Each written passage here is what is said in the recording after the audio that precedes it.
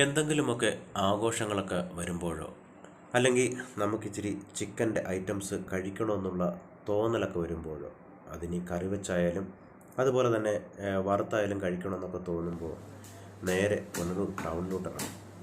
എന്നിട്ട് നമ്മുടെ മാർക്കറ്റിന് മുന്നിലുള്ള കേരള ഫാം എന്ന ഈ ഒരു സ്ഥാപനത്തിൽ ചെന്ന്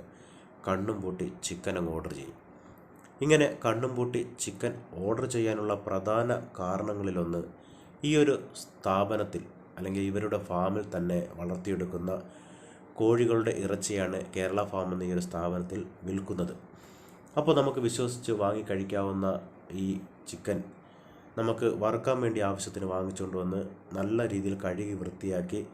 പാതിയിൽ കൂടുതൽ വേവിച്ചെടുത്തതിന് ശേഷം നല്ല കട്ട തൈരങ്ങോട്ട് പുരട്ടി ഫ്രിഡ്ജിൽ ഒരു 10-15 മിനിറ്റോളം വെച്ച് ഈ ഒരു സമയം കൊണ്ട് തന്നെ മറ്റ് ഐറ്റംസൊക്കെ റെഡിയാക്കാൻ തുടങ്ങി. ഇഞ്ചി വെളുത്തുള്ളി പേസ്റ്റ്, അതുപോലെ തന്നെ തക്കാളി പേസ്റ്റ്, ഇതെല്ലാം റെഡിയാക്കി അങ്ങോട്ട് മാറ്റി വെച്ചതിന് ശേഷം നമ്മുടെ കറിവേപ്പില, മല്ലിയില, പുതിനയില ഇത് മൂന്നും കൂടി നല്ല രീതിയിൽ അങ്ങോട്ട് ഇടിച്ച് ചതച്ചങ്ങോട്ട് മാറ്റി വെച്ച്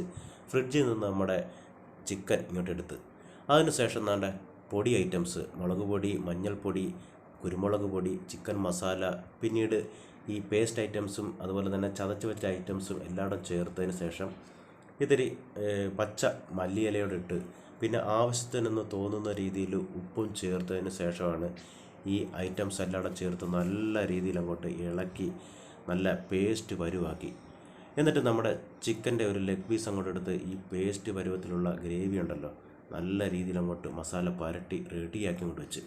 എന്നിട്ട് മറ്റ് ചിക്കൻ്റെ പീസുകളെല്ലാം ഇതുപോലെ പരട്ടിയതിന് ശേഷം ഒരു 10-15 മിനിറ്റ്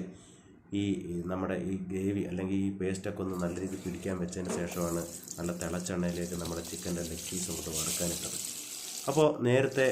പാതിയിൽ കൂടുതൽ വേവിച്ച് വെച്ചത് കൊണ്ട് തന്നെ ഒരുപാട് എണ്ണയൊന്നും ആവശ്യമായിട്ട് വന്നില്ല. നല്ല രീതിയിൽ അങ്ങോട്ട് ചിക്കൻ വറുത്ത് നമ്മുടെ കയ്യിൽ വന്ന്